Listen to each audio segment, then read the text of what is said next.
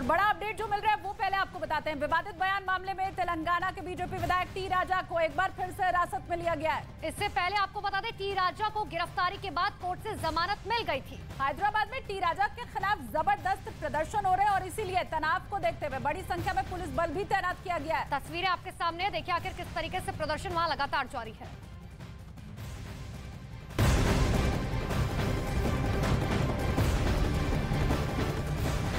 तो बीजेपी विधायक टी राजा सिंह के विवादित बयान पर तनाव थमने का नाम नहीं ले रहा। देर रात हैदराबाद के शालीबंद में बड़ी संख्या में टी राजा के खिलाफ सड़क पर लोग उतरे, उन्होंने जमकर नारेबाजी भी की।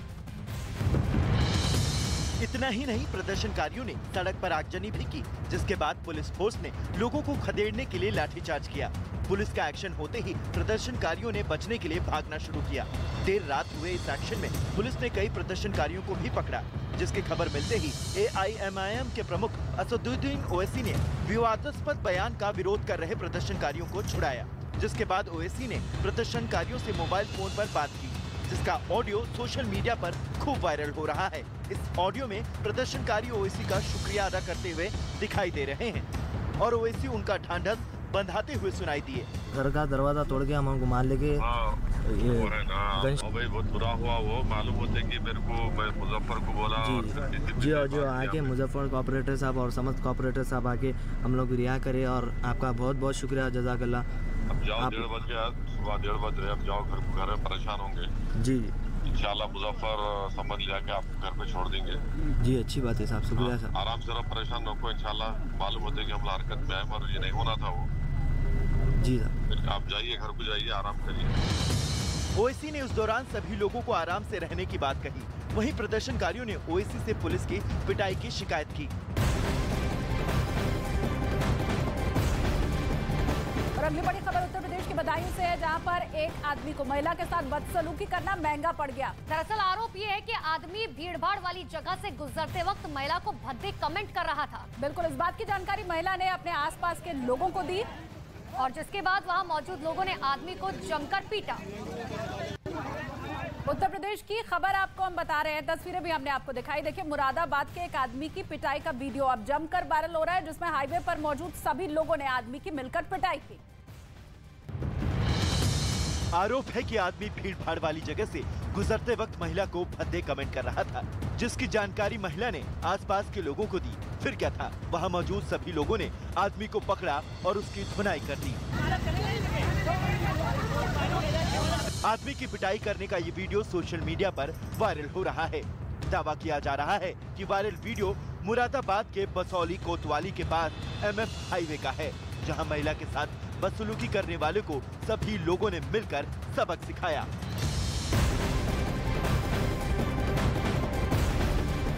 और चलिए अब बढ़ते आगे, बिहार की बात कर लेते हैं, जहां के गोपालगंज में अवैध शराब के खिलाफ बड़ी कार्रवाई हुई।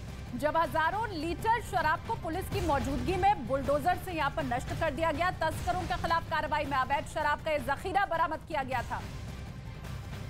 तो दरअसल बिहार की तस्वीरें आपको दिखा रहे हैं, जहां पर किस तरीके से बिहार के गोपालगंज में शराब से भरी हुई बोतलों पर JCB चलाकर उन्हें नष्ट किया गया। ये कार्रवाई DM के आदेश पर की गई है।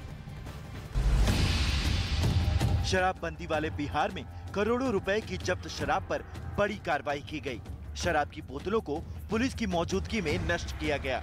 विशेष अभियान चलाकर जब्त की गई हजारों लीटर देशी और विदेशी शराब पर बुलडोजर चलवाया गया और खाली बोतलों को गड्ढा खोदकर जमींदोज कर दिया गया। 5 थाना है, मोहम्मदपुर, माधोपुर, बैकुंठपुर, बरौली और सिघोलिया।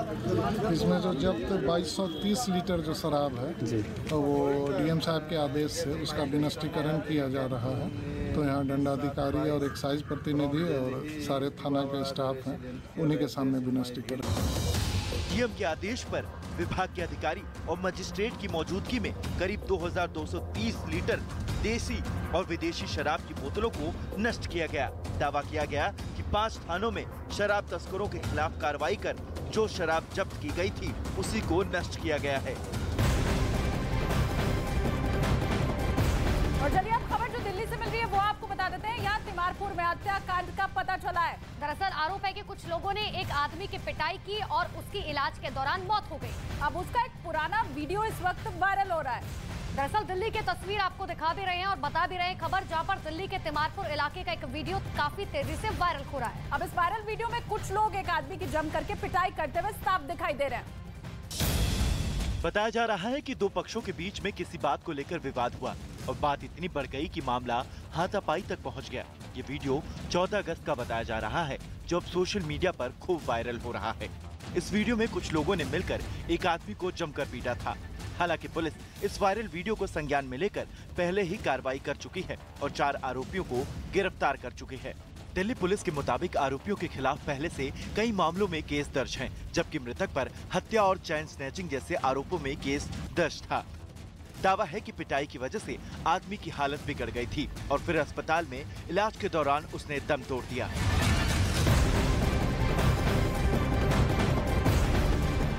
और उत्तर प्रदेश के प्रयागराज में किसी बात को लेकर एक कैफे से मारपीट का मामला सामने आया। इसकी तस्वीरें कैफे में लगे सीसीटीवी में रिकॉर्ड हो गई हैं। अब दावा ये किया जा रहा है कि यूनिवर्सिटी के हॉस्टल से आए लगभग 30 से 35 लड़कों ने कैफे में घुसकर मैनेजर और स्टाफ के साथ मारपीट की है। हालांकि सिविल लाइन थाना पुलिस ने सीसीटीवी फुटेज के आधार पर मामला दर्ज कर पूरे मामले की जांच शुरू कर दी है।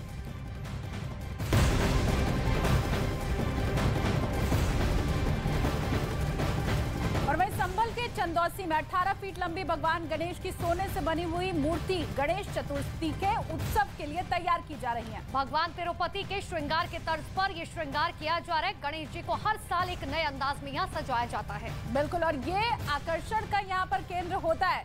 इस बार सोने की धातु से भगवान श्री गणेश का श्रृंगार किया जा रहा है। तो तस्वीरें भी उसकी हम आपको दिखा रहे हैं। संभल की ये तस्वीरें हैं जहां भगवान गणेश की मूर्ति बनाई जानी शुरू हो चुकी है। संभल के चंदौसी में 18 फीट लंबी भगवान गणेश की सोने से बनी हुई मूर्ति गणेश चतुर्थी के उत्सव के लिए तैयार हो रही है और जिसका श्रृंगार भगवान तिरुपति के तर्ज पर किया जा रहा है।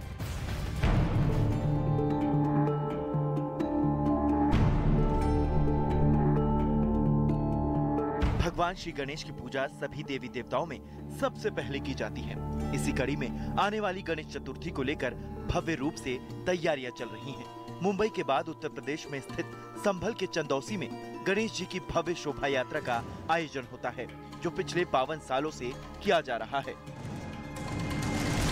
इस साल सोने के पूरा श्रृंगार सोने के का प्लान करा है। इसमें पूरी गणेश जी की बाबा की प्रतिमा सोने से ही श्रृंगार कर रहे हैं हम इसको। समिति के अजय आर्य ने बताया कि गणेश जी की मूर्ति 18 फीट की होती है और हर साल तरह तरह की चीजों से इनका श्रृंगार करते हैं। इस साल भगवान श्री गणेश को सोने से सजाया जा रहा है। सबसे पहले LED लाइट, फिर उसके बाद अष्टधातु और फिर इस बार सोने की धातु से भगवान श्री गणेश का श्रृंगार किया जाएगा। यहाँ पे लगभग हम इस समय 5 कारीगर हैं, मिस्त्री लोग, लगभग 250-300 आदमी रात में मतलब आते हैं, सेवा के लिए आते हैं और वैसे सजाने बजाने के लिए सब आते हैं। सबसे खास बात यह है कि लोग इस काम में मजदूरी भी नहीं लेते।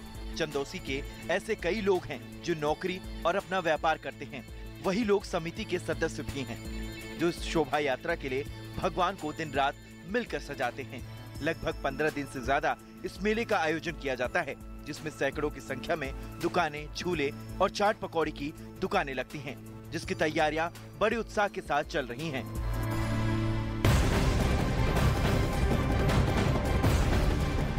उत्तर प्रदेश के श्रावस्ती में पेट्रोल पंप के सेल्समैन पर बदमाशों ने जानलेवा हमला कर दिया। पूरी वारदात बाद सीसीटीवी में रिकॉर्ड हो गई है। दरअसल कुछ लोग बोतल में पेट्रोल लेने यहाँ पर पहुंचे हुए थे और जो जानकारी अब तक है कि सेल्समैन के मना करने पर भी बदमाशों ने सेल्समैन को लाठी डंडों से पीट दिया। पेट्रोल पंप के स्टाफ ने जाकर के पीड़ित के भाग करके वहां से जान अपनी बचाई। तो उत्तर प्रदेश के श्रावस्ती में दरअसल कुछ बदमाशों ने पेट्रोल पंप के सेल्समैन पर गंभीर रूप से जानलेवा हमला कर दिया। बिल्कुल, और इसके बाद पेट्रोल पंप के स्टाफ ने मौके पर पहुंचकर उसकी जान बचाई।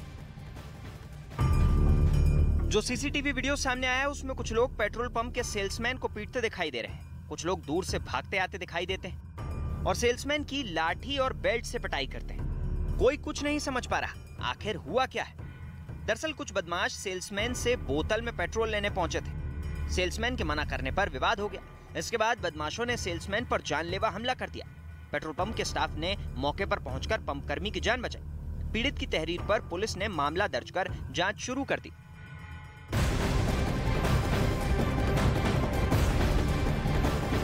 बीएसएफ ने जम्मू के सामा सेक्टर में ड्रग्स की तस्करी के एक बड़े प्रयास को नाकाम किया है। इस दौरान एक पाकिस्तानी घुसपैठिए को गोली मारकर घायल भी कर दिया गया। बीएसएफ अधिकारियों के मुताबिक तड़के सैनिकों ने आईबी के पास पाकिस्तान की ओर से एक बैग लेकर आ रहे एक आदमी को देखा। बीएसएफ के जवानों ने उसे रुकने के लिए कहा भी, लेकिन जब तक वो नहीं रुका तो घुसपैठियों पर गोली चलाई गई। हालांकि वो वापस भाग गया। इलाके की तलाशी लेने पर 8 हेरोइन भी यहाँ पर बरामद हुई है। तो ड्रग्स तस्करी की कोशिश यहाँ पर नाकाम की गई। बीएसएफ ने पाक घुसपैठिए को गोली मारी और उस शख्स के पास से 8 किलो से ज्यादा की हेरोइन बरामद की गई है। वो तस्वीर भी इस वक्त आपको हम दिखा रहे हैं, जम्मू कश्मीर के सांबा की पूरी घटना।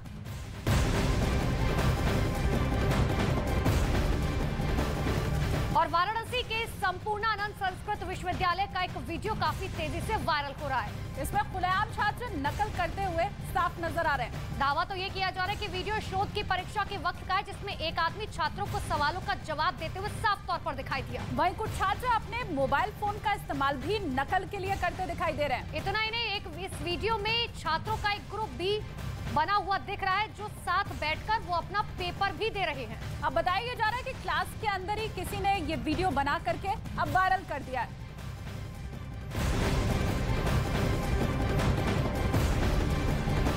और अगली खबर आपको राजस्थान के भीलवाड़ा से जो मिल रही है वो दे देते हैं। यहाँ पर एक आदमी को बाढ़ के बीच स्टंट करने के आरोप में गिरफ्तार किया गया है। इससे पहले भीलवाड़ा के जहाजपुर उपखंड में एक आदमी के बनास नदी के तेज बहाव में कूदने का वीडियो काफी तेजी से सामने आया था। बाकायदा उसने नदी में कूदने का वीडियो मोबाइल कैमरे में रिकॉर्ड कराया था, लेकिन जैसे ही वीडियो पुलिस को मिला, पुलिस ने इस स्टंटबाज को धर दबोचा। बताया तो ये भी जा रहा है कि देखिए, नदी में कूदने वाला आदमी छोटू राम नशे में था।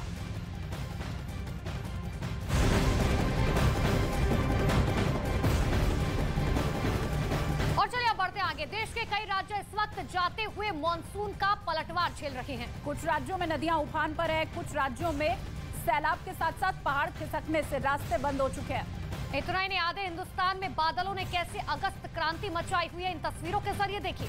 राजस्थान के 12 कोटा झालावाड़ के कुछ इलाकों में बाढ़ जैसी स्थिति बनी हुई है। मध्य प्रदेश की बात करें तो ज्यादातर जिलों में 3 दिन से लगातार बारिश हो रही है।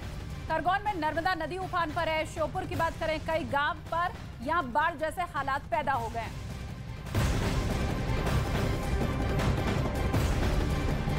अब तस्वीरें आपको राजस्थान के 12 की हम दिखा देते हैं। बीते 24 घंटे से लगातार यहां पर बारिश हो रही है। दरअसल बारिश से नदी नाले उफान पर है, कई इलाकों में वहां पर पानी भर गया है। सीसवाली कस्बे की नदी में 3 दिनों से लगातार काली सिंध नदी में आए उफान से लोगों की परेशानियां बढ़ रही है। इतना ही नहीं, कई लोगों को नदी से ट्यूब के जरिए सुरक्षित बाहर निकाला गया। तस्वीर भी लगातार आपको हम दिखा रहे हैं। ये राजस्थान के 12 की तस्वीर है। भारी बारिश ने यहाँ पर तबाही मचाई हुई है। तबाही के साथ साथ बीते 24 घंटे से लगातार हो रही बारिश की वजह से कई इलाकों में बाढ़ जैसे हालात पैदा हो गए। राजस्थान के 12 में जहां देखो पानी ही पानी दिखाई दे रहा है। पूरे इलाके को पानी ने अपने कब्जे में ले लिया है। खेत खलिहान सब डूब गए हैं। कई जगह मकान पूरी तरह से पानी में समा गए हैं।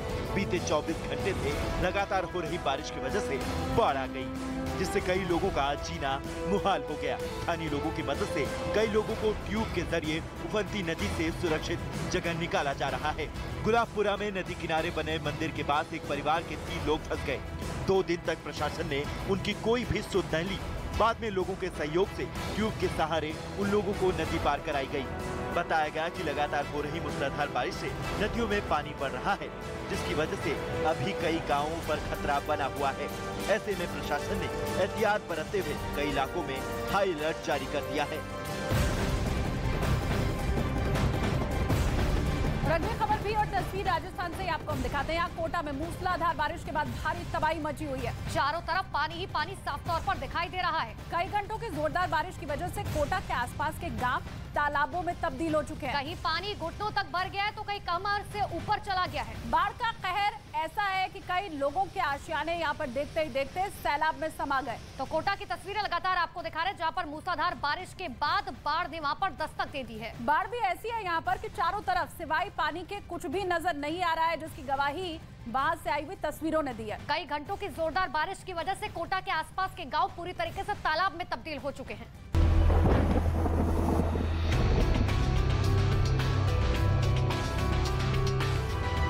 जिसकी गवाही दी वहां से आई तस्वीरों ने कई घंटों की जोरदार बारिश की वजह से कोटा के आसपास के गांव तालाबों में तब्दील हो गए। कहीं पानी घुटनों तक भर गया तो कहीं कमर के ऊपर चला गया।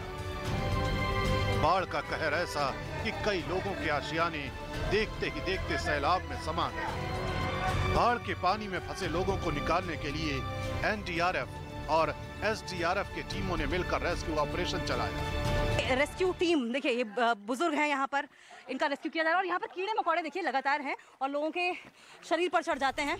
इस दौरान न्यूज 18 इंडिया की टीम बचाव दल के जवानों के साथ कंधे से कंधा मिलाकर लोगों की मदद के लिए हर वक्त जुटी रही।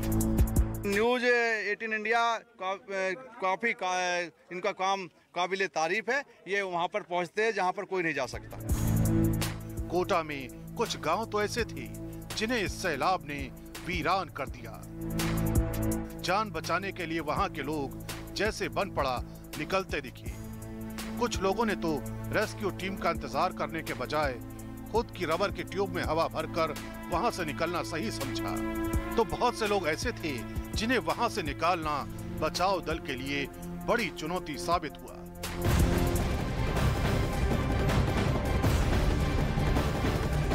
और चलिए एक बार फिर से आपको राजस्थान की तस्वीरें दिखाते हैं, जहां पर इस साल बारिश जो है वो कहर बरपा रखी है। वहां पर बूंदी में बारिश के बाद बाढ़ जैसे हालात पैदा हो गए। कई लोगों को अपना आशियाना छोड़ना पड़ा है। न्यूज 18 की टीम बूंदी के मखीदा गांव पहुंची और हालात का जायजा लिया। यहाँ पर कुछ लोगों ने आपदा की मार झेल रहे लोगों की मदद का जिम्मा उठाया है।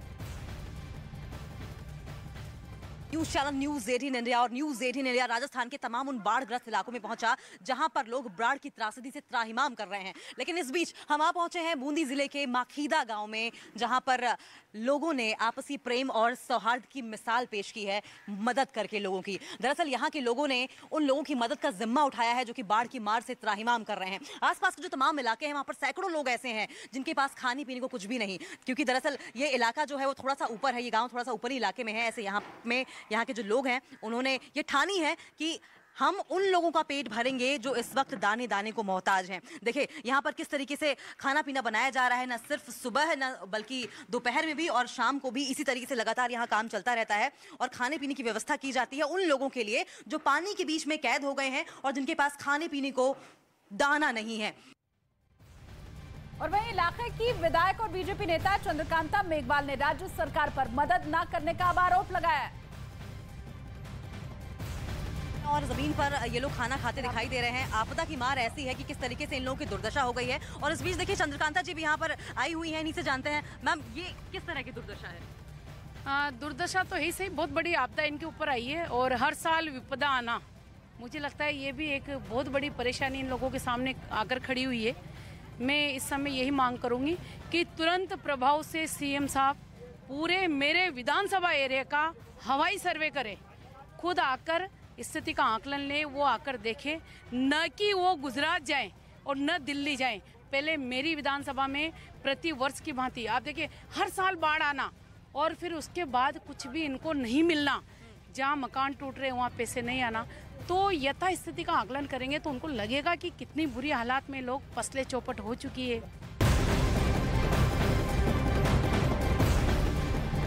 और राजस्थान के बाद उत्तर प्रदेश की तस्वीर आपको दिखाते हैं। उत्तर प्रदेश के झांसी में बारिश के बाद नदी नाले उफान पर हैं। बेतवा नदी का जलस्तर यहां पर बढ़ गया है। बेतवा नदी में नहाने गए 4 किसान अचानक आए सैलाब में फंस गए और जिसके बाद किसान 180 घंटे तक पास के ही एक टापू पर फंसे रहे। जानकारी मिलने पर पहुंचे सेना के जवानों ने हेलीकॉप्टर से किसानों का रेस्क्यू किया। तो 180 घंटे तक ये किसान जो है वो फंसे रहे। दरअसल यूपी के झांसी में 4 किसानों को बेतवा नदी में नहाना भारी पड़ गया। ये किसान 180 घंटे तक पास के एक टापू के ऊपर फंसे रहे, बाद में हेलीकॉप्टर से इनका रेस्क्यू किया गया।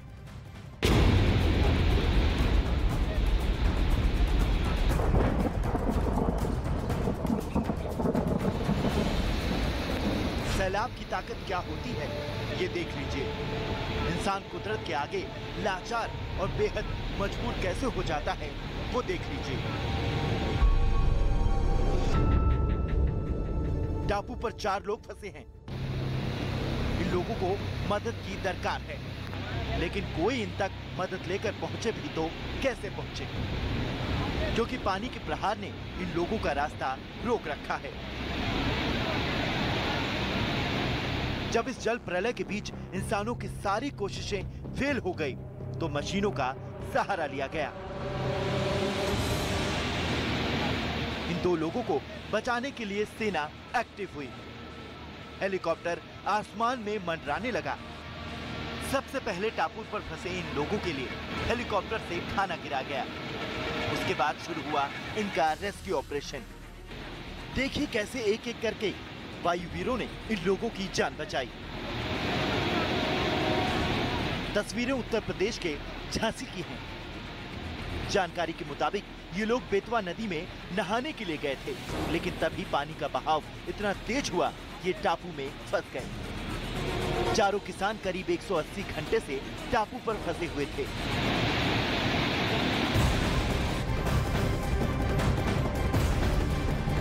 और वहीं उत्तर प्रदेश के प्रयागराज में भारी बारिश के बाद बाढ़ जैसे हालात दिखाई दे रहे हैं। मध्य प्रदेश, राजस्थान और हरियाणा से छोड़े गए 26 लाख क्यूसेक पानी से गंगा और यमुना का जलस्तर बढ़ गया है। गंगा और यमुना का जलस्तर बढ़ने से हनुमान मंदिर भी बाढ़ के पानी की जद में आ गया। जिला प्रशासन ने फिलहाल तट के पास के क्षेत्रों में हाई अलर्ट जारी कर दिया है। नदियों के किनारे 15 बाढ़ राहत शिविर भी बना दिए गए हैं, जबकि 98 बाढ़ राहत चौकियां भी इस वक्त बनाई गई हैं। तस्वीरें लगातार प्रयागराज के हम आपको दिखा रहे हैं। भारी बारिश के बाद यहाँ पर बाढ़ के हालात हैं। और गंगा यमुना की बात करें तो गंगा यमुना का जलस्तर बढ़ने से हनुमान मंदिर भी बाढ़ के पानी में पूरी तरीके से जलमग्न हो चुका है। एक प्रयागराज के संगम तट पर बड़े हनुमान जी का मंदिर पूरी तरह से डूब गया है। फर्स्ट फ्लोर पूरी तरीके से डूब गया है। गर्भगृह से लेकर प्रसाद खरीदने वाले दुकानें डूब गई हैं। इस वक्त हम मौजूद हैं प्रयागराज के संगम तट पर और मैं आपको तस्वीरें दिखाना चाहूंगा बड़े हनुमान जी मंदिर का कि किस तरीके से बड़े हनुमान जी मंदिर जो है पूरी तरीके से डूब चुके हैं। यहाँ पर तस्वीरों में आप देख सकते हैं कि फर्स्ट फ्लोर पूरी तरीके से डूब चुका है बड़े हनुमान जी मंदिर का। और जो तस्वीरें आप देख पा रहे हैं, ये जो शॉटर आप देख पा रहे हैं, ये वो शॉटर है जो दुकानें थी जिससे श्रद्धालु जो है प्रसाद खरीदते थे। और इसके अलावा ये जो आप देख पा रहे हैं छज्जा, ये जो पूरी तरीके से डूबा हुआ है, यही गर्भगृह है। यहीं पर आके दर्शन पूजन करते थे श्रद्धालु। मुसीबत इतनी भर नहीं। और अब बात करते हैं मध्य प्रदेश के भिंड की, जहां पर बाढ़ बारिश की तबाही के बाद लोगों को राहत पहुंचाने का काम शुरू कर दिया गया है। बाढ़ प्रभावित लोगों को सेना के हेलीकॉप्टर फिलहाल मदद पहुंचाते दिखाई दे रहे हैं। चंबल किनारे बसे बाढ़ प्रभावित गांव में सेना के हेलीकॉप्टर बाढ़ प्रभावितों की मदद कर रहे हैं। उधर भिंड के 25 गाँवों का संपर्क जिला मुख्यालय से कट चुका है। 6 गाँव की बात करें तो वो पूरी तरीके से पानी में घिरे हुए हैं। मध्य प्रदेश के भिंड की ये तस्वीरें आपके सामने। बाढ़ बारिश की तबाही के बाद लोगों को राहत पहुंचाने का काम इस वक्त चल रहा है। बाढ़ प्रभावित लोगों के लिए सेना हेलीकॉप्टर से फिलहाल मदद पहुंचा रही है। अब इस तस्वीर को देखिए। चंबल किनारे बसे भिंड के बाढ़ प्रभावित गांव में सेना के हेलीकॉप्टर एक्टिव हो चुके हैं। सेना के हेलीकॉप्टर हर उस जगह पर पहुंचने की कोशिश कर रहे हैं जहां बाढ़ प्रभावित लोग भूखे प्यासे हैं। मध्य प्रदेश के गांधी सागर बांध से पानी छोड़े जाने से चंबल नदी अपने रौद्र रूप में आ चुकी है। भिंड के 25 गांव का संपर्क जिला मुख्यालय से कट चुका है। अटेर इलाके के 6 गांव पूरी तरह पानी से घिरे हुए हैं। जिला प्रशासन वायुसेना के हेलीकॉप्टर के जरिए जलमग्न गांवों को राहत सामग्री और राशन पहुंचा रहा है। गांव वालों को कम से कम इतनी रसद पहुंचाई जा रही है कि अगले 3 दिन तक खाने पीने की परेशानी न हो।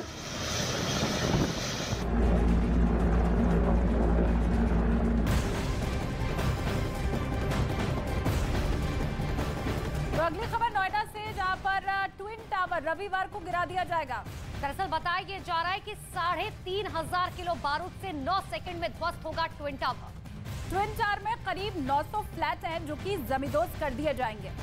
तो ये बड़ी जानकारी आपको दे रहे हैं। 9 सेकंड में गिर जाएंगे ये 900 फ्लैट। तैयारियां जो है पूरी हो चुकी है। 3500 किलो बारूद इसमें लगाया गया है, जिसमें 9 सेकंड में इस ट्विन टावर को गिरा दिया जाएगा। और आसपास जो सोसाइटी है वहां लोगों को किसी तरह की दिक्कत ना हो, उधर सोसाइटी तक कोई इफेक्ट ना पहुंचे, ये ट्विन टावर गिराए जाने का इसके भी पूरे इंतजाम अब कर लिए गए हैं।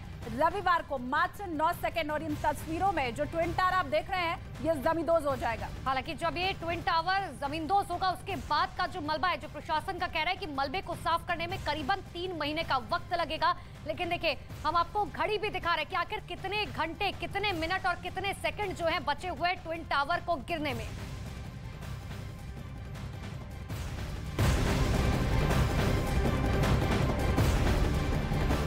नोएडा के ट्विन टावर की उल्टी गिनती शुरू हो चुकी है और अब जब बस कुछ घंटे बाकी रह गए तो बिल्डिंग के अलग अलग कोने में 3500 किलो बारूद बिछा दिया गया। कुछ घंटों का और इंतजार, उसके बाद एक बटन दबते ही नोएडा का ट्विन टावर धड़ाम हो जाएगा। आज विस्फोट की देखिए तैयारियां जो हैं वो पूरी हो चुकी है, उसकी ग्राउंड रिपोर्ट भी आपको दिखाएंगे। उसके पहले ग्राउंड रिपोर्ट आपको दिखाएं, उसके पहले ट्विन टावर की ये 3 तस्वीरें फिलहाल आपके सामने हैं। आखिर कैसे 9 सेकंड में बिल्डिंग जो है वो धड़ाम हो जाएगी। उससे पहले बिल्डिंग के आसपास सुरक्षा का घेरा भी तैयार किया जा चुका है। और देखिए सीधे लिए चलते हैं आपको ग्राउंड जीरो पर, जहां पर हमारे सहयोगी लगातार हमारे साथ मौजूद है। आनंद तिवारी हमारे साथ मौजूद है, रश्मि शर्मा हमारे साथ मौजूद है। सबसे पहले रश्मि के पास ले चलते हैं। रश्मि, क्या तैयारियां हैं? बिल्कुल, कहा जाता है कि बोया पेड़ बबूल का तो आम कहां से पाएगा। भ्रष्टाचार की नींव पर खड़ी इमारत का हश्र तो यही होना था ना। हश्र ये है कि इसका जड़ से खात्मा होगा, विस्फोटीकरण किया जाएगा और बारूदी प्रहार से महज 9 सेकंड के अंदर ये गगनचुंबी भ्रष्टाचार की नींव पर खड़ी इमारत पूरी तरह से जमींदोज हो जाएगी। तस्वीरें आपकी टीवी स्क्रीन पर है, देख सकते हैं आपकी किस तरह से यहाँ पे तैयारियां की गई हैं। सफ़ेद कपड़े से ढक दिया गया है एहतियातन। और सबसे बड़ी बात ये है कि हम आपको बता दें कि देखिए 32 मंजिला इमारत के लिए यहाँ पर उसको उड़ाने के लिए, उसको ध्वस्त करने के लिए 3700 किलो विस्फोटकों का इस्तेमाल किया जा रहा है। बड़ी बात यह है कि जब विस्फोट होगा, एक भयंकर विस्फोट होगा 28 तारीख को, तो सोचिए ज़रा मलबे का किस तरह से ढेर लगेगा कि 35,000 टन कहा जा रहा है, दावा पेश किया जा रहा है कि 35,000 टन मलबा यहाँ पर इकट्ठा होगा और इसको हटाने के लिए 1300 के करीब ट्रक का इस्तेमाल किया जाएगा। तो सोचिए ज़रा यहाँ पर तस्वीरें किस तरह से निकल करके आएंगी सामने। और देखिए फिलहाल आप तैयारियों की बात कर रही थी, बैरिकेडिंग हम लगातार देख रहे हैं यहाँ पर कर दी गई है, यानी कि ये खतरा साफ तौर पर आप देखिए। अगर आप यहाँ पे बिल्कुल रश्मि, आनंद भी मौजूद है वहाँ पर, उनका भी हम रुख कर लेते हैं। आनंद, क्योंकि पहले हमने देखा था आसपास जो सोसाइटी थी वहाँ पर लोगों के अंदर घबराहट थी, डर था, वो डर क्या इन तैयारियों को देखकर कुछ हद तक कम हुआ है? जी देखिए, जैसा कि अभी रश्मि दिखा रही थी उस बहुमंजिला इमारत को जिसको गिराने का काम चल रहा है, लेकिन हम आपको बताते हैं कि कैसे सोसाइटी को बचाने का काम भी यहाँ पर चल रहा है। ये एमरल्ड कोर्ट है, आप देखिए मेरे सहयोगी आपको इस पर दिखाएंगे। जो आप ब्लैक कलर की पॉलिथीन देख रहे हैं, दरअसल ये पॉलिथीन को RW ने अरेंज कराया है और ये इसलिए कराया है ताकि जितना भी ग्रीन एरिया है, यहाँ के स्विमिंग पूल है, यहाँ का जो पार्क है, यहाँ की जो बालकनीज हैं, वो सारी कवर रहे हैं। और जब ये बहुमंजिला ट्विन टावर जब गिरेगा तो यहाँ पर जो धूल है, जाहिर तौर पर धूल जो है वो पूरे नोएडा में फैलेगी, तो उससे स्विमिंग पूल या उनका जो ग्रीन एरिया है वो खराब ना हो। और यहाँ पर अभी हमने बात की यहाँ के कई लोगों से, उन्होंने कहा यहाँ पर 650 से ज़्यादा फ्लैट हैं। तमाम लोग यहाँ से धीरे धीरे अपने रिश्तेदारों के यहाँ शिफ्ट हो रहे हैं, या जो दूसरे सोसाइटीज़ के लोग हैं उन्होंने अपने बैंकेट हॉल्स में फ्री में यहाँ के सोसाइटीज़ के लोगों के लिए रुकने, खाने पीने के इंतजाम किए हैं, उनकी गाड़ी पार्किंग के इंतजाम किए गए हैं और उन्हें बाकायदा यहाँ से एक पास दिया गया है जिसके ज़रिए वो अपने तय समय पर यहाँ से शिफ्ट हो जाए। क्योंकि 28 तारीख का दिन मुकर्रर किया गया है, सुबह 7 बजे तमाम लोगों को किसी भी सूरत में ये सोसाइटी खाली करना है और यहाँ पर केवल एजेंसी से जुड़े लोग 4 बजे पहुँचेंगे। वो पहले मौका मुआयना करेंगे कि यहाँ की जो गैस पाइपलाइन है, यहाँ की जो लिफ्ट है या जो बिल्डिंग का स्ट्रक्चर है उसमें कोई नुकसान तो नहीं हुआ। उसके बाद ही यहाँ पर लोगों को वापस रहने के लिए बुलाया जाए। आनंद और धूल की बात तो की ही जा रही है, लेकिन अब इस बात का भी डर प्रशासन को लगातार बना हुआ है कि आसपास की जो बिल्डिंग्स है कहीं उनकी नींव जो है वो भी कमजोर ना हो जाए। फिलहाल के लिए बहुत बहुत शुक्रिया, फिर लौटेंगे आपके पास तमाम जानकारी के लिए।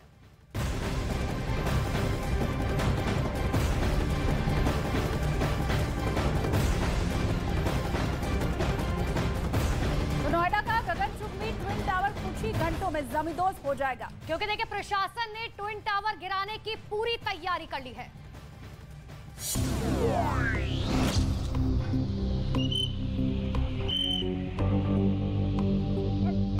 आसमान को मुंह चिढ़ाते ये ट्विन टावर अब बस चंद घंटों के मेहमान रह गए हैं, क्योंकि करप्शन के इन 2 टावरों को गिराने के लिए सारी तैयारियां पूरी हो चुकी हैं। सीधी तस्वीरें दिखाते हैं जो ट्विन टावर है उसके आसपास की जो सोसाइटी है वहाँ क्या इंतजाम है और कितनी प्रॉक्सिमिटी है, कितने पास है। ये देखिए आप, पहले तो आप ट्विन टावर के पीछे आप देखेंगे तो ये बड़े बड़े गड्ढे यहाँ पर किए गए हैं और यहाँ आप देखें कि टायरों को भी रखा गया है। ये जो जिस दिन ब्लास्ट होगा उसमें काम आने के लिए ये प्रोसेस यहाँ किया जा रहा है। और इसके बाद मैं आपको दिखाऊं तो ये टावर की तस्वीर आप देखिए कि किस तरीके से पूरा कवर किया गया, क्योंकि नीचे की तरफ विस्फोटक लगाए गए हैं, ऐसे में पूरा इन्हें कवर किया गया है। और प्रॉक्सिमिटी जो फ्लैट्स यहाँ पर हैं वहाँ से कितने नज़दीक हैं ये भी ज़रा आप तस्वीरों में देखिए। और यहाँ से बिल्कुल पास में ये तमाम फ्लैट्स को यहाँ कवर करके रखा गया है और यहाँ ताकि धूल डेबरी ना पहुँचे, मलबा ना पहुँचे, इसकी पूरी कोशिश है। 28 अगस्त को घड़ी जैसे ही दोपहर 2:30 बजे का वक्त दिखाएगी, एक बटन दबेगा और इन 2 टावरों का वजूद हमेशा हमेशा के लिए खत्म हो जाएगा। नोएडा के ट्विन टावर को गिराने के लिए करीब 3500 किलो विस्फोटक का इस्तेमाल हुआ है। विस्फोटकों को बिल्डिंग के अलग अलग कोनों में भरने के लिए 9600 सुराख किए गए और एक बटन दबते ही महज 9 सेकंड में ये दोनों टावर जमींदोज हो जाएंगे।